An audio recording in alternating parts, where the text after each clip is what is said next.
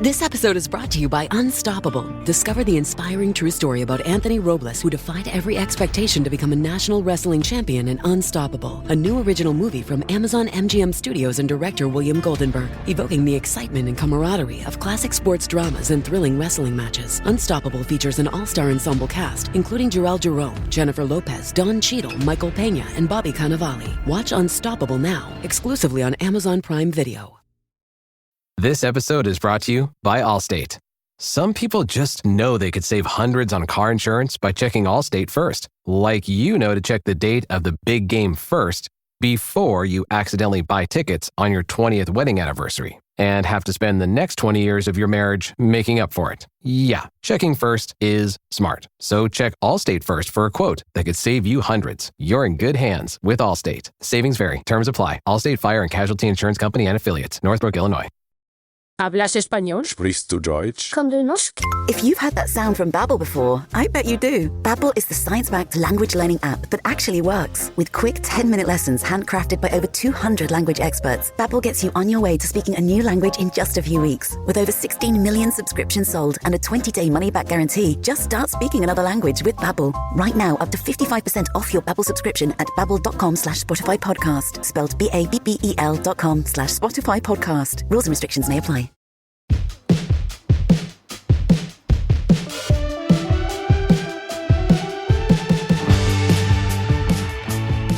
Welcome to a new episode of Away Days with Woody and Piers. I am Piers. And I am Woody. Good afternoon. Good Woody. Evening, wherever you may be listening. Oh yeah, obviously, or good morning. Yeah, we are an international podcast. All three are available. Yep. It's weird, isn't it? This is like London. This is kind of like London buses almost, because me and you went about 3 weeks without speaking to one another. And it's glorious, Christmas. wasn't it? And now it just feels like I'm seeing you more than my kids at the moment. Yeah. I feel like you answer back less than my kids, so that's always a plus. Well, we get on, don't we? Yeah, it's fine. you can stay.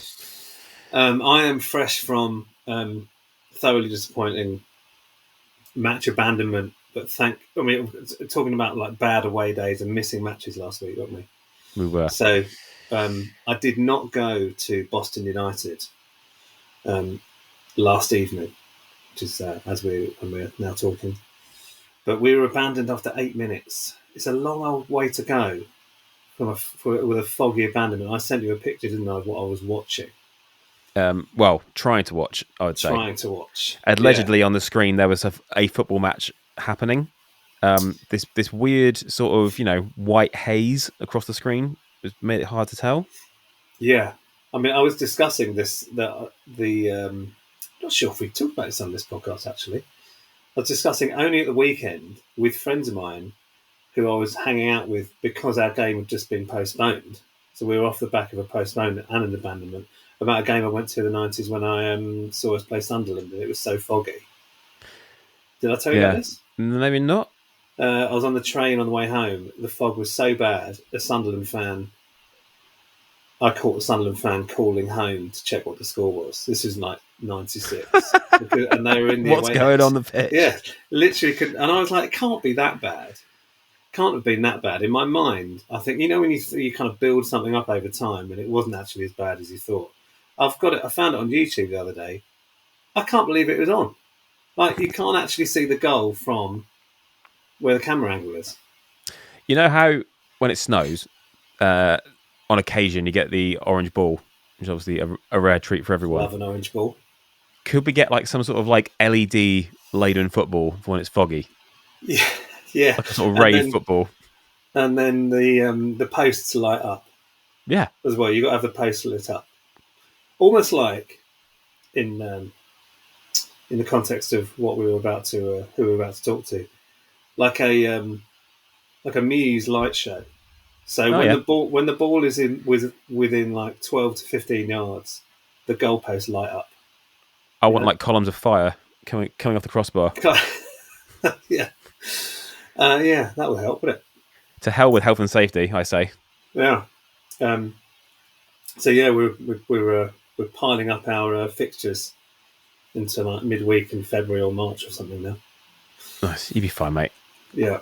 But yeah, I felt so sorry for everyone that went. I'm so pleased that I did not go. Do you know the tenuous link that links Boston United and Argyle? You both called Pilgrims. We are called both called Pilgrims. So you do know the tenuous link?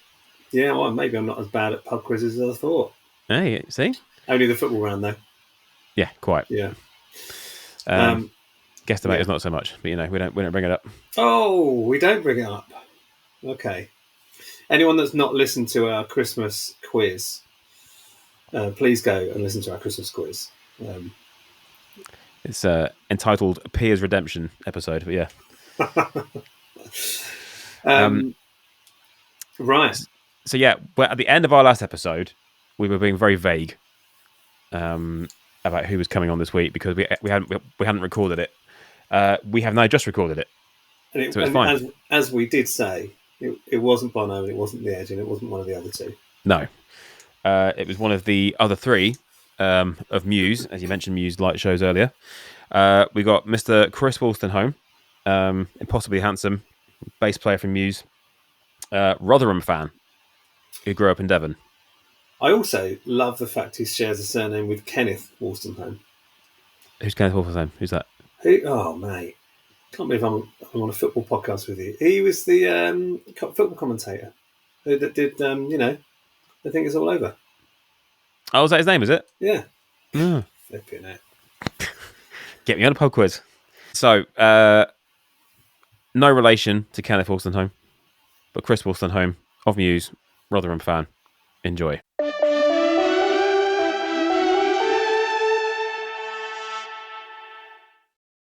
Chris, as a fellow man of the West Country, can you please explain to us why Rotherham? Well, actually, I only moved to Devon when I was about 10 or 11. Okay. So basically, my mum was from Devon. My dad was from Rotherham. When they got married, my mum moved to Rotherham with my dad. That's where I was born. But it was actually my uncle who got me into Rotherham. He still does, actually. He goes to every home game and the odd away game. My dad was more of a Man United fan, but my granddad was a Rotherham fan as well. So they kind of took me to a few games when I was a kid, and then just kind of stuck with me. Even after I moved away. Proper club, though. I mean, yeah, I don't actually know many Rotherham fans in the world anyway. So there's a few of us. You got the Chuckle brothers. Yeah. Well, one of them. Or Chuckle brother. Yeah. R.I.P. R.I.P. You've got Dean Andrews. Is it Dean Andrews? The guy who was in Life on Mars. Oh yeah. And Ashes to Ashes. Yeah, I've met him a couple of times. I think I met him down in Brighton at a game there. He's a big Rotherham fan. So yeah, you can find a few of us around. You got Howard Webb, haven't you? Howard Webb, yeah, of course, yeah. Yeah. Howard Webb, yeah. Yeah. When Argyle made the final of the ill-fated Papa John's trophy a couple of years ago, we lost 4-0. I got sent a message from someone at Argyle. It was like, "Do you fancy doing this?" And they just sent me a picture of a Chuckle brother on the back of a Papa John's moped carrying the cup to basically deliver the trophy onto the pitch. I was like, "Nah, you're right. I think I'll cancel that one." Have you? No, I've seen the Chuckle brothers turn up to quite a few. Well, they always turn up to the big games. Like there was a few playoff finals that we had. I think like every 4 years or so, we seem to be in a playoff final at Wembley, and the Chuckle brothers always turned up to those and always ended up on the pitch doing something stupid. It was quite funny, really. Have you ever had a pint with a Chuckle brother? I've never actually met them. Never met them at all. No. I probably should try and tick that one off. A bucket list item, really, isn't it? Yeah, exactly. Yeah. You're not famous enough to meet a Chuckle brother. Do you know what? One of the guys at Rotherham, I think this is probably about 5 or 6 years ago, they asked me to go onto the pitch to do an interview at half-time. And it was that embarrassing thing of like, you can't really say no. You've got to go and do it. And obviously they'd given me like a seat in the box and all of that. So I remember going down to the pitch, doing this quick 5-minute interview, and it was very clear pretty much straight off the bat that no fucker had a clue who I was. Also, could you hear what you were saying? Because like, I always feel like bad for anyone on the pitch. Is like all you hear is like, yeah. It's like, what the fuck is going on? It was pretty uncomfortable. I've got to be honest. It was. I guess it's the kind of thing you think as a kid. It'd be great to go and do something like that, but it's not at all. It's you kind of feel like you're stood in front of all these people who are wondering who the fuck you are. There's probably about 3 people somewhere that know the band, but even if they know the band, they don't necessarily know me. So it's always a bit embarrassing. I mean, I think you're in a pretty good spot there, mate, because, I mean, your band is obviously globally world famous and very successful, but if you get left alone in the street, that's kind of best of both worlds, I'd say. Yeah, I mean, I think it's always been a bit like that. I mean, I think there was probably a period of time where I think when Matt was with Kate Hudson, he kind of got followed a bit more than he had done in the past. But I think other than that, I mean, I feel like the band's always been way more famous than any of the individuals in it, which I guess is it is a good place to be because you can live a relatively normal life. And I guess at the end of the day, people are into you for the music, not because of what you look like or anything else, Yeah, so yeah. So you're saying you prefer to go on the pitch and do one of those like halftime challenges where you've got to kind of like we have one where you've got to kick it through obviously one of 3 holes. Right. You'd rather do that than be interviewed on the pitch. Oh yeah, definitely. Anything that involves kicking a ball, I'd be absolutely fine with. But I think I've always been a bit like that. Like even on stage, I've never really talked to the crowd or anything like that. I find that kind of thing really bit cringy, really painful. Well, I got asked to be a best man for my uncle once, who's the other Rotherham fan. It was literally my worst nightmare, like being asked to be a best man at someone's wedding. And I'd spent my entire life hoping and praying that no one would ever ask me to do that. And then he did. And like having to get up and speak in front of, 100 people or whatever it was probably the most painful thing I've ever had to do in my life, I think. I think you and I, Chris, have got one thing in common, which is I believe no one else in your band gives the remotest shit about football, same as mine. I feel it feels like a lonely place. Yeah, it is a bit. I mean, to be honest, over the years they've got a bit better. Okay. Matt definitely will get into England when there's a Euros or World Cup on. I mean, when he was young, he was a bit of a Man United fan, but then I think the football just disappeared, and he was never like a full-on football fan like I am. Dom, I think the only sport that Dom's into is F1, which fair enough. I don't really class as a sport, if I'm brutally honest. Right.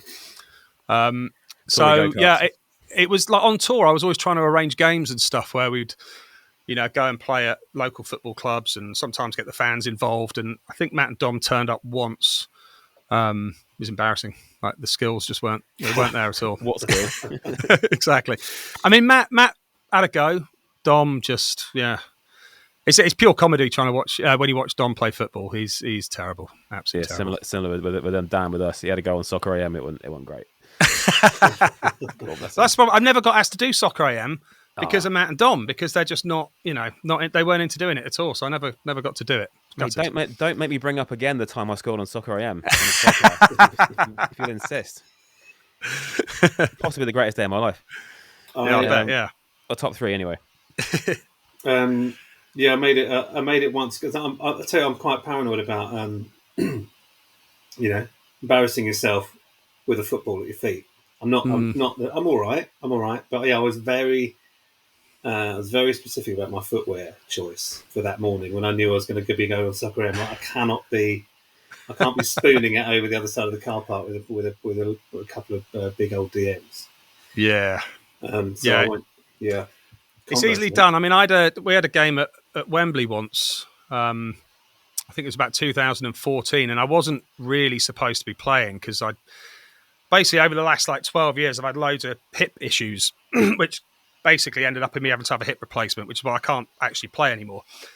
But it was about 4 weeks before the first surgery I had on my hip, and someone called, I think it was our old agent Jeff, called up and said, there's this game at Wembley Stadium, and it's like a Music 11 versus a kind of music industry 11 versus like a band 11 or something like that, And a couple of the Coldplay guys were there, load of agents and promoters and stuff, and we had this game at Wembley. And I mean, I was in absolute bits. I was running up and down, and I couldn't really keep up. And then I finally got my chance. Someone put a perfect ball right on my head, 10 yards out, open goal. Bury it. Fucking missed it. That was my one and only chance to score at Wembley. No. I mean, I was never particularly good with my head anyway, but it was one of those where it was easier to miss. Easier to score than miss, Yeah. And it just went fucking miles away. So that was good. And there's photographic evidence of it as well, where I'm literally just head in hands, just everybody laughing their heads off at the fact that I've missed this open goal from 10 yards at Wembley Stadium. I'd want to see Sad video times. evidence, to be honest. I'm not sure there's any video evidence, but there is definitely photographic evidence of the aftermath for sure. Well, I think not sure we've had a guest on yet that's actually played at Wembley. It's a big pitch. I used to play mostly up top, and I think the idea in that game was everyone would sort of play half of a half. So you play like the first 20 minutes, and then the first 20 minutes the second half. I played up top in the first half of the first half, and then the second half I ended up playing the entire half at left midfield, and I just felt like it was just 100-meter sprints backwards and forwards, and I just barely got the ball, you know.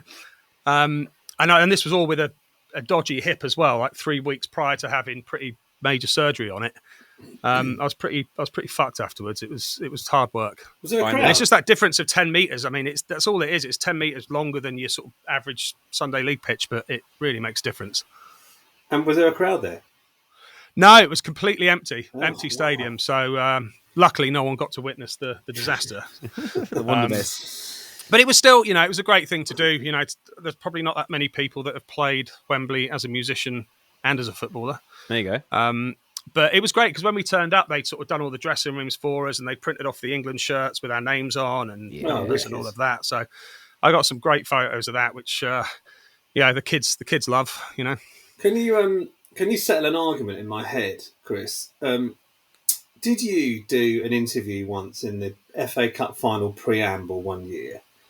And I think in my head, you got interviewed and they asked you who you were kind of supporting that day. And you basically said something along the lines of, not really here to support anyone, I'm just here because we're playing here in a bit. I want to check it out. Which I thought, the game's gone. It's possible. It's possible because I went to, I think a few weeks before we played there was the first FA Cup final. And it was Chelsea and Man United. And my eldest son's a Chelsea fan. So they gave us tickets to go. So it's very possible, but I can't remember specifically doing an interview, but it might have happened. But I was basically there. I was sort of partly there for my son, and partly there just to see what the football vibes were like in the new Wembley. You've got sons that not Rotherham boys. No, I mean, are any? I partly look at it like a failure, but then who the fuck wants to support Rotherham?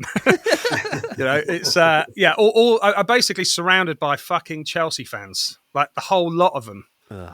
All of my sons are actually, I've got one that's a Fulham fan, but he's actually the one that's probably least into football of all of them, and he's only a Fulham fan because he's got a mate whose dad takes him to Fulham quite a lot.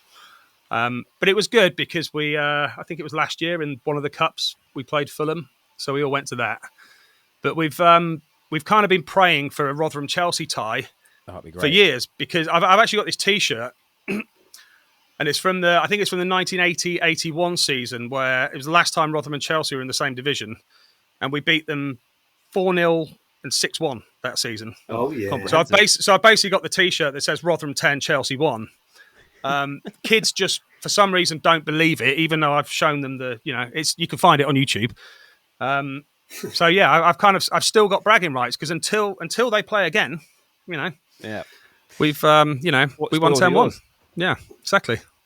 I'm exactly the same with West Ham because the last time we played them in the league we won, which was 30 years ago, and we've only played Man United once in the League Cup and we beat them, and I never want to play them again. And that was nearly 20 years ago. So, right, wow. I mean, just live in the past, man. It's much better. This episode is brought to you by Amazon. Sometimes the most painful part of getting sick is the getting better part. Waiting on hold for an appointment, sitting in crowded waiting rooms, standing in line at the pharmacy, that's painful. Amazon One Medical and Amazon Pharmacy remove those painful parts of getting better with things like 24/7 virtual visits and prescriptions delivered to your door. Thanks to Amazon Pharmacy and Amazon One Medical, healthcare just got less painful. This episode is brought to you by Amazon Prime. From streaming to shopping, Prime helps you get more out of your passions. So whether you're a fan of true crime or prefer a nail-biting novel from time to time, With services like Prime Video, Amazon Music, and fast free delivery, Prime makes it easy to get more out of whatever you're into or getting into. Visit Amazon.com/Prime to learn more.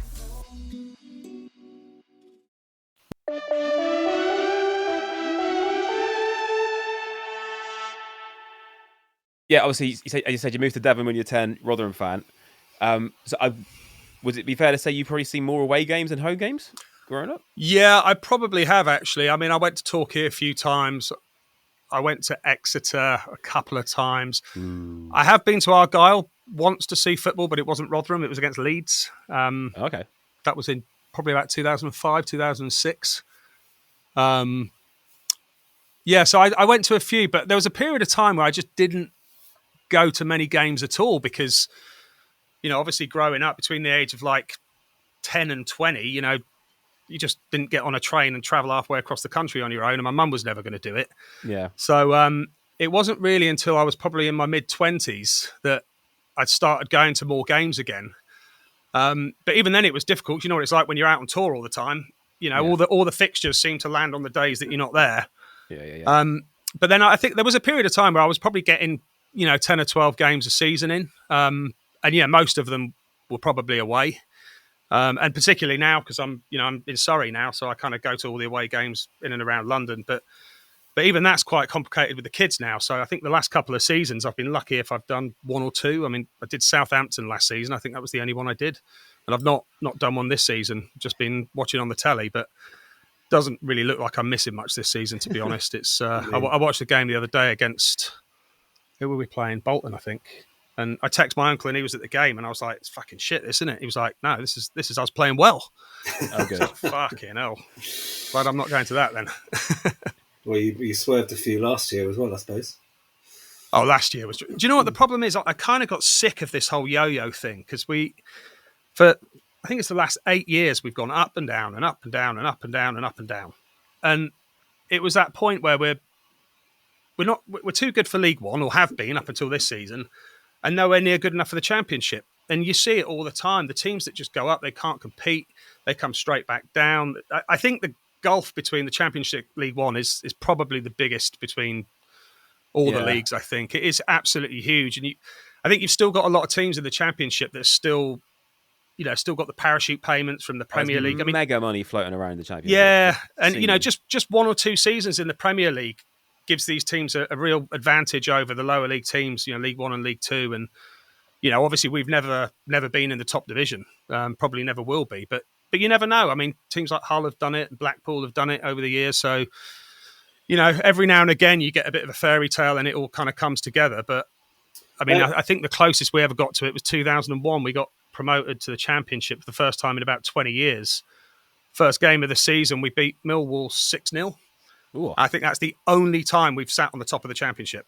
Right. Oh, sorry, for like 1 week. First day of the season for 1 week, yeah. And I think up until about February or March, we were in a playoff position and we were having a really, really great season. And then we got a ton of injuries and slipped down. I think we finished 13th. And that was, and this is real early days of when it was the Championship. It just turned into the Championship. And, we've never really got close to competing in that league since then, to be honest. And the clubs you're referencing, like your Hull and Blackpool, that was a while ago as well. So it seems, it was harder now. It is. I mean, the last few seasons, I mean, it's always sort of Norwich and Southampton and West Brom and, those types of teams that just keep coming up and down and up and down. Yeah, you're Watfords. It's been a while. I mean, I would say probably the next team to have a real chance of doing it would probably be Wrexham, because of the TV thing, and they're probably in a position where they can start to generate some money from outside of football. I was thinking this, but then with them, it's like, obviously when they're in National League, obviously they can go and buy Paul Mullen, who's like 2 divisions better than where they were. But it's like, are they then going to buy a Champions League striker to get out the Championship? I don't know. I mean, stranger things have happened, haven't they? I mean, I think the thing is, if the money's there and they can spend it, you never know. I mean, remember the days when Sol Campbell went to Notts County, when Sven was there? I mean, I know he only played one game and then went, fuck this is shit, I'm off. Yeah. Wait, was it him, like Roy Carroll, and it was like some mad who's who of like ex-Prem players? Yeah, it was really weird, wasn't it? Because I think I don't know if you watched the Sven documentary recently that came out just before he died. It came out, or just after he died, I think, and it talked a bit about that in there, where he was saying that, you know, he was promised the world and there was all this money to spend, and he got Sol Campbell there, and then literally within about 2 or 3 weeks, it became apparent that there wasn't actually any money, right? And they couldn't pay the wages, and Sol Campbell left, and then I think Sven left after a few months, and I mean, where are Notts County now? They're League. They went out of the league for a bit, didn't they? They just got back in last year, but yeah. Always thought, what a weird flagship signing, Sol Campbell. of all of the people Sven could have brought in. It was a bit of a weird one, wasn't it? But I think, you know, it doesn't necessarily work. I mean, I think it's such a different game at that level. You know, you probably could put, you know, a handful of, you know, top players in there, but it's such a clumsy physical standard of football that, you know, they just get battered, wouldn't they? I mean, it's the only way you could play against them. It's I've got like direct comparison from like being regularly watching Southern like League One in like the noughties, and actually like the Championship equivalent in the 90s for years. I will say the general standard is almost like comparable to how League One was in the National League now, to how League One was 20 years ago. Because you know you can't argue like the influx of players from elsewhere has forced a lot of good players like down the leagues, and a lot more of them are like professional now. In the league. Oh, it's definitely much better than it was. I mean, I remember seeing games and thinking, you know, particularly in the Championship, you know, you watch a lot of games there and you think this is not a shit standard of football. You know, this is still pretty high paced, high tempo. Yeah, you know, knocking it about. You know, good touch.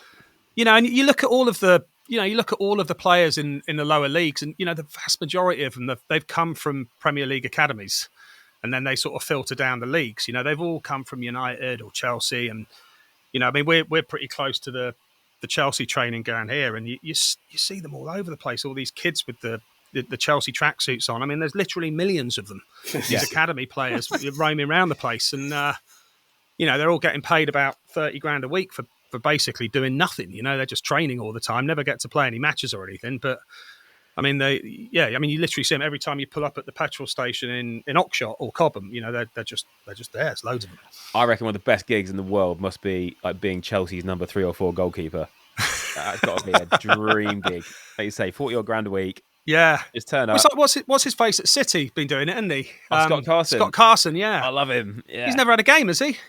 No, or maybe one. He's played a bit. He's like, I think he's weirdly like best mates with Edison though as well. Like they like brought him on in the Champions League. Yeah, they're winning 4-0. Like Edison's like buzzing that he was getting taken off. He's like, yeah, Scott gets to go. And it's got to be the shittest thing to be in a team though, isn't it? The reserve keeper. I mean, not on the money. I mean, like Richard Wright did the same. I think if you can go that unnoticed for that long, and then for genuine football fans to go, God, Scott Carson's still playing. I think you've done very well there. Yeah, definitely. He's got to be 40 now, isn't he? At least. Yeah, he must be. Yeah. Well, he played for England for a bit, didn't he? Or he was he had got a few caps back in the day. Yeah, but was that black and white telly still? I don't know. I think it was in McLaren days, wasn't it?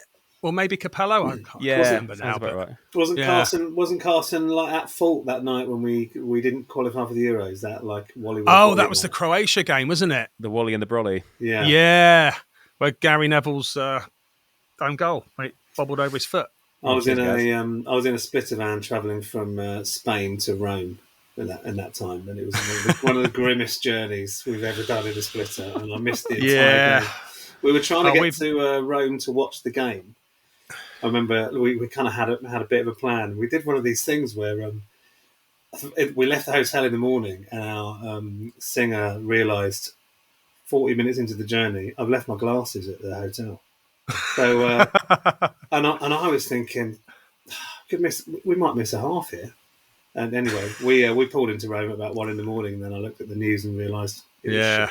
So. Do you know, we've done a lot of that over the years, like scrabbling around trying to find a TV, travelling in between gigs, and it's never worth it. I can remember running around Moscow once trying to find an England game. This is probably about 15 years ago. Went to every single pub or bar that we could find, and they all had pretty much every game on apart from the England game. Yeah.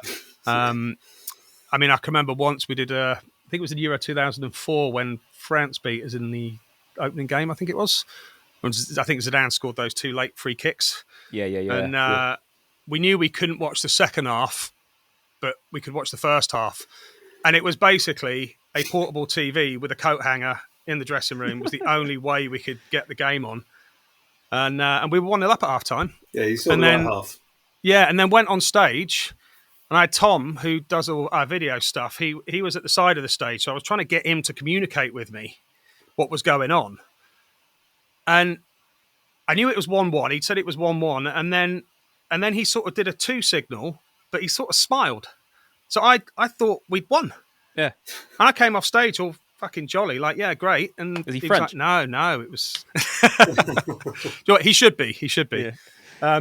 But yeah, we lost that one, and that was painful. But yeah, England have they've broken my heart way too many times, to be honest. Getting back to Rotherham because I love it. Sorry. I'm a lower league slag. This is perfect. And I have been to Millmore. Have you? Yeah, only once. It's weird, isn't it? Because it's like completely still there. It is still there. Basically, it was a bit of a weird one because Rotherham used to be owned by the Booth family, who owned this kind of scrap metal business in Rotherham. And the stadium was basically right in the middle of the scrap metal works. I mean, it was the weirdest location of any stadium you've ever seen. And as far as I'm aware, the Booth family sold the club, but they retained ownership of the ground. So they were then renting the ground back to the club at an extortionate rate, which is basically why we ended up, I think it was like 3 or 4 seasons in a row where we went into administration and had points deductions, and it was a real bad time. I mean, I can remember going to one of the games, and they were in such a bad position financially that they were selling last season's shirts with like an iron-on badge over the top of the old sponsor with the new sponsor, and selling them for £10. Yeah. Just trying to get rid of them, and you're just looking at it going, how the hell does a football club get into this sort of mess? But apparently the rent that we were paying was something like 4 times the average for League 2 or League 1, whatever it was at the time. So when Tony Stewart, the new chairman, came in, the first thing he did was he basically said, we've got to build a new stadium. We've got to get out of Millmore. So we ended up playing at Don Valley Stadium for 4 years while they built the new stadium, which was it was shocking. I mean, it was like I think it was built for the student games in the early 90s, and it had the proper running track around it, and there was only sort of half a stand that went round the stadium. Yeah. I went there a handful of times, and it was like watching a training match. I mean, there was just zero atmosphere there. It was absolutely horrendous. But then after 4 years, we got into the New York Stadium. But I think the rumor on the street is that basically the Booth family wanted to flatten Millmore and build stuff on it or whatever. But it's that classic thing that there's a covenant on it that says it has to be used for sport. Right. Yeah. So they can't do it. I mean, apparently they still mow the grass there. I mean, it's nuts. I think people you can play on it, can't you? Yeah, you can rent it out and go in there and all the stuff. I mean, it's half fallen into bits, but there's still a football pitch there, and you can still play on it. It's really and because it's so close to the new ground as well. I mean, it's literally 200-300 meters away, so it's kind of strange being in the new stadium and being able to look over and see the old stadium. It's weird, but I think 2007 was our last season there, so it's basically stood there for not far off 20 years now, still just doing nothing, which is a bit sad, really. Being surrounded by a scrapyard makes it sound like it is like a Mad Max sort of setup. Do you know what? That is what it's like. If you have a little wander around there, it's nuts. I mean, it's this real industrial looking zone of Rotherham with this funny little football stadium right in the middle of it. It's the strangest thing. I love it. Yeah, I've been to the new one. New ones. I was pleasantly surprised. Quite liked it. It is nice. I mean, it's almost like a little mini Emirates. It's got that sort of vibe about it. And padded seats?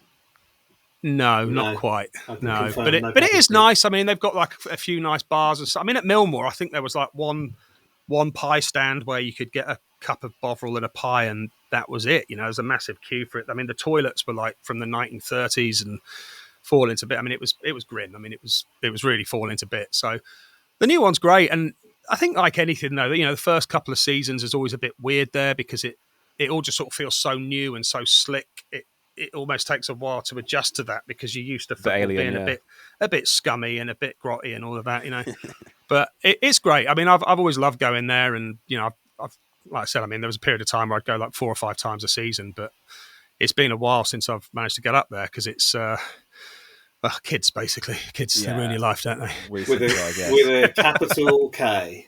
Yeah, basically. The problem is like my little kids, they're Duke, my youngest son, he's only 3, so he's not really old enough to, have the attention span to go and watch a full game. So he's into football. He likes playing it. So I'm hoping in a few years' time I can start going again because I think that's when it becomes really good fun. Because although all my older kids, they're all Chelsea fans, they did come to Rotherham games with me, and they'll all say that Rotherham's their second team. So they would always come and watch them with me.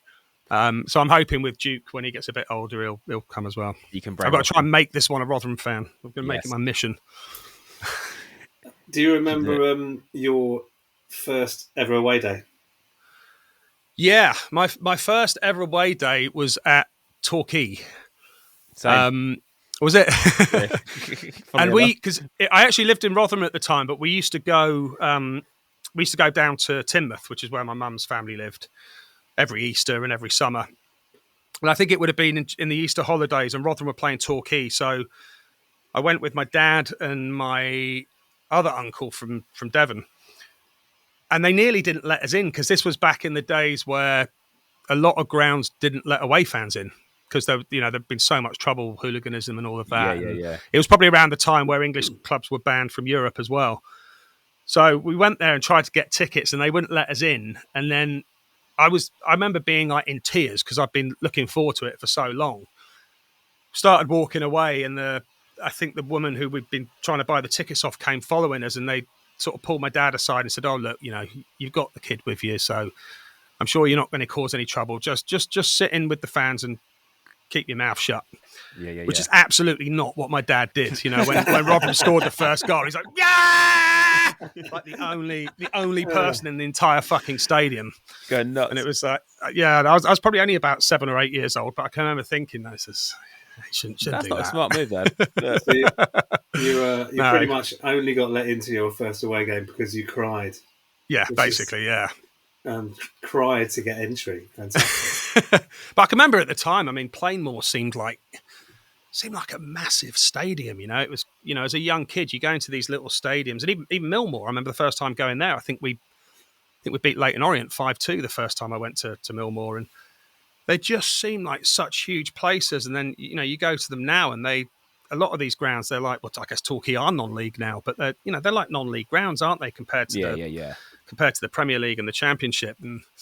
But to be honest, I kind of like it. It's like when Wimbledon was still at Kingstonian, I loved going there. It was just that kind of, I don't know, just a different kind of atmosphere about just proper, innit? It feels. It is, yeah. And, there's no, I mean, don't get me wrong. I love a little bit of box treatment. It's great, but there's something about getting in the stands in these tiny little stadiums. I mean, Dagenham and Redbridge was a similar kind of vibe, and Barnet, and all these sort of lower league grounds that I've been to around London, these tiny little stadiums, and it's great because you bump into people. You bump into all these people that and all these regulars that are always going to away games. You don't get that when you go to Wembley or Old Trafford. You don't bump into people because there's just so many people there. You can't smell the deep heat from inside the boxes. Have you ever done Aldershot away? Yes, I've done that 3 times, I think. I've done it a couple of times. I couldn't believe I was having to walk through the woods to get to the away end. Yeah, it's a weird setup there, and I think they built a new stand now, or they were going to build a new stand, but one whole side of it is completely like there's just nothing there. It's like they've got the away bit, and then the main bit at the end, and then one side of it there's just no stand at all. That's what it was like back in the day. I mean, it's probably been about 12 years since I last went there. Yeah, about the same. Yeah, they used to have on the side that the camera is currently on. They used to have an advert that ran. So it wasn't an advert that like sat It was at an angle, so angled kind of like upwards. And it was from an appliances company, and they had actual appliances on the advert. There was like a washing machine on, it's like a physical advert, like washing machine. There's like a tumble dryer or whatever, and they actually had them on this advert, which ran alongside the stand. It was one of the best things I've ever seen. So it cracks me up some of the sponsors that these lower league teams have. I always remember when Rotherham were when they were in the league. Was it League One playoff? 2014, and I think they did the draw. They did the toss of the coin for who's playing in the away kit, and we had a different home and away sponsor. So our away kit was sponsored by TGB Sheds. Brilliant. Yeah. And all of a sudden, it's like this is the most publicity they've ever had in their lives. You know, this football team playing at Wembley. Sheds. Everyone's buying sheds all of a sudden. Yeah, it's you see all the Premier League teams with these like big gambling companies and these glamorous sponsors, and Rotherham have got Parkgate Retail World. Kind of weird, bizarre little local companies that pay 20 grand to get their name on there.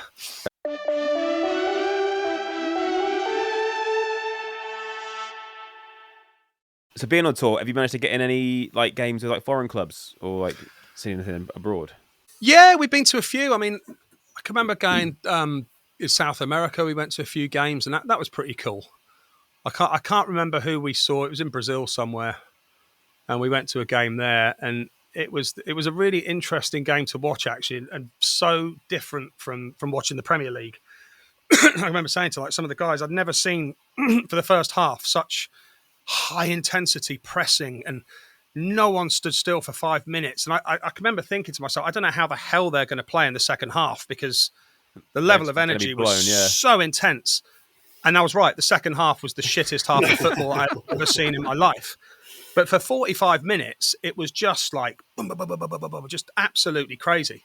And obviously the atmosphere in South America as well, in Brazil, it was just phenomenal. The crowd never stopped singing, and we were sort of right in the halfway line, so you're sort of in the middle of all of it, and it was great. That was cool. And been to a couple of games in America as well, and I think we went to the Champions League semi-final when Real Madrid beat City a few years back. I can't remember maybe 16 that was, 15 or 16. Nice. So yeah, if ever there's anything on, yeah, we'll always go and watch it if we can blag tickets or whatever. How'd you find the US games? Do you know what? They're all right. I mean, again, it's a very, very different atmosphere, and I still think that the standard of football there it's got a lot better, but it's still not. I don't know. I don't find the games quite as exciting as even watching the Championship. Really, it just seems like a slightly slower pace, and yeah. The atmosphere is quite different, and I guess it's just a cultural thing, isn't it? Where I guess because basketball's quite big there, and used to that sort of real up and down goal every 5 minutes type of thing. And I think it's taken Americans quite a while to kind of get over the idea that a game can end 0-0 and no one scores anything. But yeah, I've enjoyed it. It's always just really interesting to see how it differs from country to country and how the fans are different. And I think it's great that America have finally kind of caught onto it. I mean, I guess it wasn't really until Beckham went there that there was this. I mean, I remember the first time I toured in America. I mean, that was probably in 99 or 2000. People still didn't know what soccer was. They literally didn't have a clue. Yeah. And then 4 years later, Beckham goes there, or 5 years later, and all of a sudden it's one of their biggest sports. So. I blame Diana Ross's penalty in World Cup '94. Set them back 10 years. Yeah, that was bad, wasn't it? I mean, I don't know how you do that, but. Probably the same as my header at Wembley, to be honest. I didn't want to say, don't want to bring it up again, but yeah.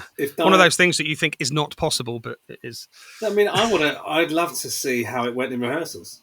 Like she must have had at least one go at that. Yeah, like it's the pressure of the crowd, isn't it? It's like the penalty shootouts, When everyone's watching you and it's you've got to put it in, that's when you miss. It's all fun and games and training, isn't it? That's what it matters. We love a horror story on this pod. Have you got a worst away day? I've not got anything. I've not got anything that I would say is a horror story, but weirdly, I was thinking about it, and I would actually it was at Southend. Yes, nothing to do with Southend, but basically there was a guy who used to work at Rotherham. You might know of him, a guy called Dale Spivey, who worked at Rotherham for years. He was the sort of officer in the community type thing, And then he went to Southend. I think he's still there, probably about 10 or 12 years ago. And he'd invited me down to watch Rotherham and Southend in a box.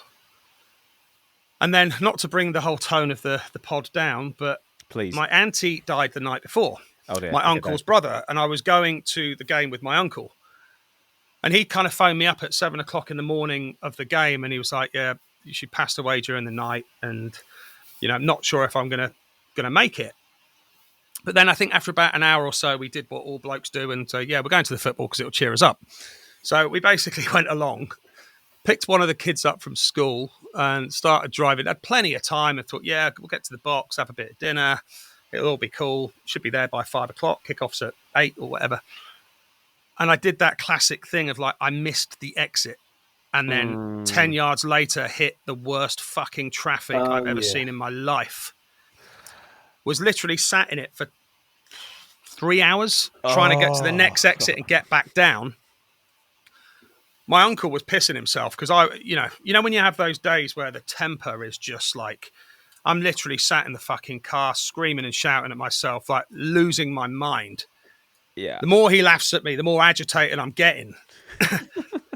We finally get to the game, and I think we parked up 3 minutes before kickoff. Legged it to the game, legged it to the stadium, got to the box. But of course, I've been in the car for 5 hours. I'm absolutely dying for a piss. Yeah. So game kicks off, leg it to the toilet, take a piss, hear the away fans go, "Yay!" Miss the fucking goal. So then I go back to the box, watch the rest of the game. But when you've had that thing where you've needed a piss so badly for so long, it takes your bladder a while to sort of readjust. And you sort of about I don't know, it's towards the end of the game, I started having that feeling that I really needed a piss again. So I went to the toilet and I heard the away fans again. No. They scored the second goal. This is great. So I had all of that travel shit, got there, missed both fucking goals, and was and obviously my auntie had died the night before, so it was absolute disaster. But the silver lining was that I did actually get to meet Ronnie Moore that day. Oh, nice. Obviously he's a total club legend, and yeah, I think he played for Rotherham when we beat Chelsea those 2 times over that season, and then he obviously managed us twice as well in the 90s and 2000s. So I got to meet him at half time and have a little chat. So that took the edge off a little bit. But that was a pretty crappy day.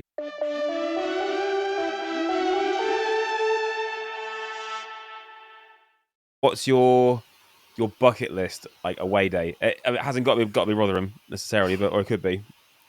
Is there one ground that you'd love to go and see a game at? I would love for Rotherham and Chelsea to get a tie at Stamford Bridge. That would be great. I mean, I've been to Stamford Bridge quite a few times with the kids, but every time Rotherham, get through to any sort of next round of anything, which is not very often. Yeah.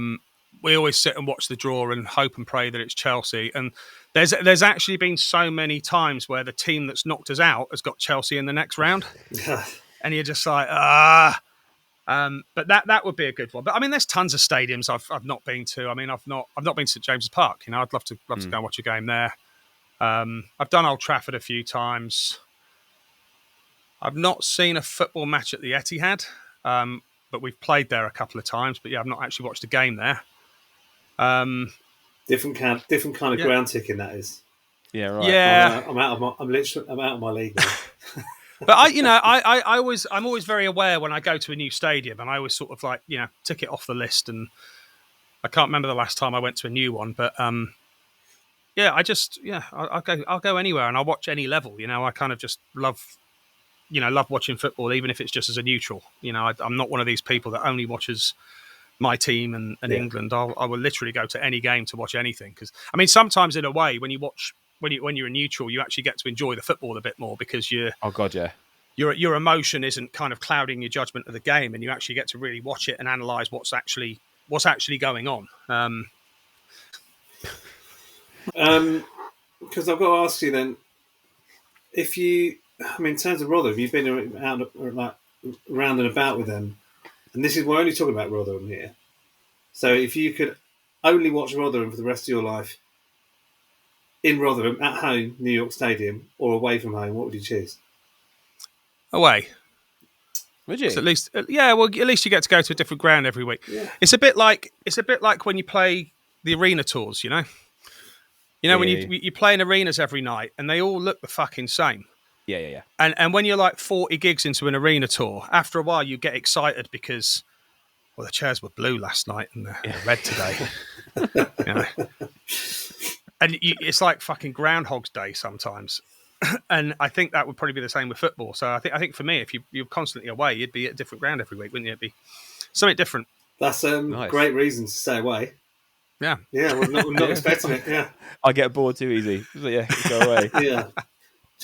I can't, again, I'm out of my element with the stadium tour headlining.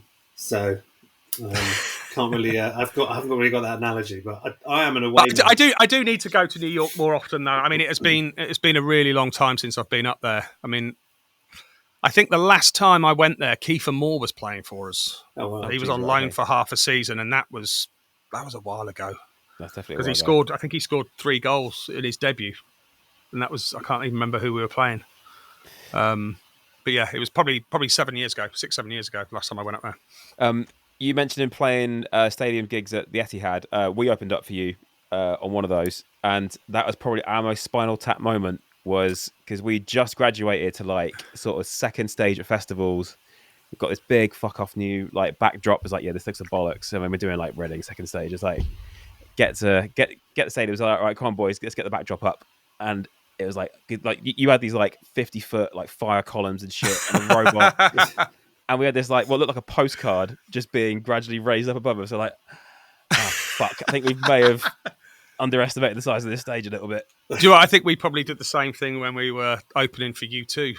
Yeah. I seem to vaguely remember having some sort of, it might be U2, it might be the Chili Peppers or someone, I don't know, I can't remember. But yeah, we always had that thing where you feel like you've got to do something, but you're very limited because you've got to work within what's going on with the other band. So yeah, you always do something that is kind of ridiculous, and it all looks ridiculous compared to everything else. But it's all good fun though. I kind of miss those days a bit, to be honest. Those kind of opening up for other people, and it was a real kind of no pressure vibe. You know, you just sort of go and play for half an hour and you're done, and it was great. We opened up for Duran a couple of years ago in the US. That was because we hadn't done a support tour since you lot like right years ago. So it was like, oh yeah, just half an hour gigs, and you're done by 8:30. It's a dream. Yeah, it is. It goes quick, doesn't it? It's like because those sort of 2-hour gigs, I mean, they're great, but you know, you get towards the end and you start to feel it a bit. You know, you're a bit like, I wouldn't mind having a little sit down now. My legs are aching a bit. Well, you know what instrument to play if you need a sit down. Yeah, right. Not very good on the piano. Yeah, right.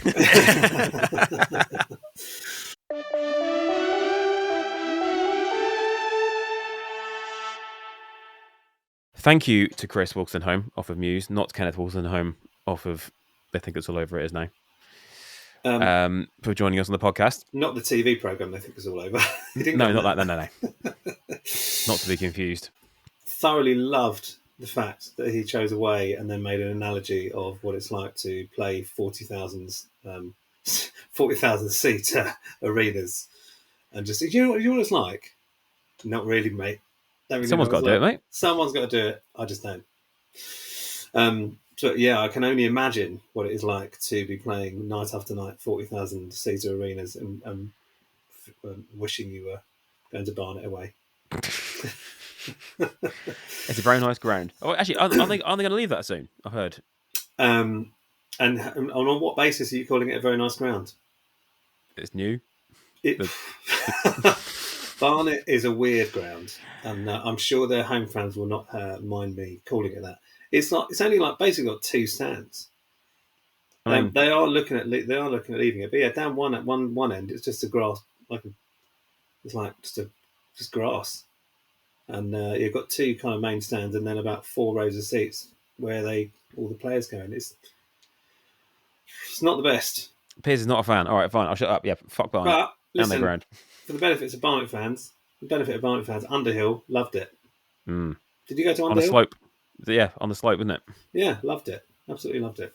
Don't know where they left. Well, actually, I do know where they left, but we won't go into it. Yeah. Anyway. Yes. Who's on next week, Piers, on the podcast? We have comedian Liam Shaw. And we've already done this one as well. This is official in the can. Unless one of us really balls us up and hits the delete all button, then we're in trouble. But that will be a first all round, and we'll just apologise. Never rule it out. Yeah, I mean, yeah, I had a great chat. I would hate to. He's such a lovely man that I would hate to have to put him through all of that again just because somebody deleted it. Yeah, a Bath City fan, no less as well. A true Never footballist until now. No. Yeah, and I did. It made me do my research on Bath, and I want to go there. Maybe we should. Maybe we should. I mean, we sort of balls up Cheltenham. Well, we didn't balls it up. The weather did. Yeah, we did not balls up Cheltenham. We had everything in hand other than booking the wrong trains. Yeah, let's say about that the better. But yes, Liam Shaw next week. We enjoyed it. You will enjoy it too. If you would like to get in touch with the pod, it's all the socials. Woody Socials, Peers Away. Say. Yeah, at Woody Peers Away. Or on electronic mail, woodypeersaway@gmail.com. So let us know your latest gripes of abandonments. Footballing or, relationships or childhood traumas. Yeah. And your anything. Yeah. Anything. Until next time, we will see you then. Yeah. Have a great week. Bye. Bye.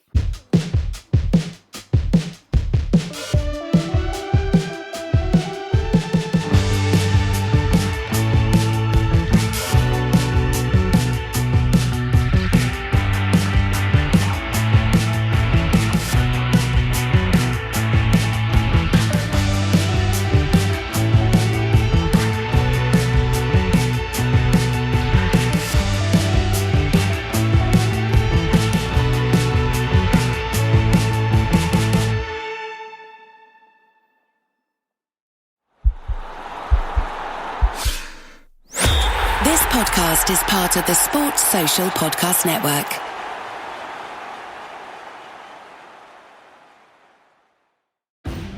At your job, do you ever have to deal with a nose roller? How about a snub pulley? Well, if you're installing a new conveyor belt system, dealing with the different components can sound like you're speaking a foreign language. Luckily, you've got a team ready to help. Grainger's technical product specialists are fluent in maintenance, repair, and operations. So whenever you want to talk shop, just reach out. Call, click Grainger.com, or just stop by. Grainger, for the ones who get it done.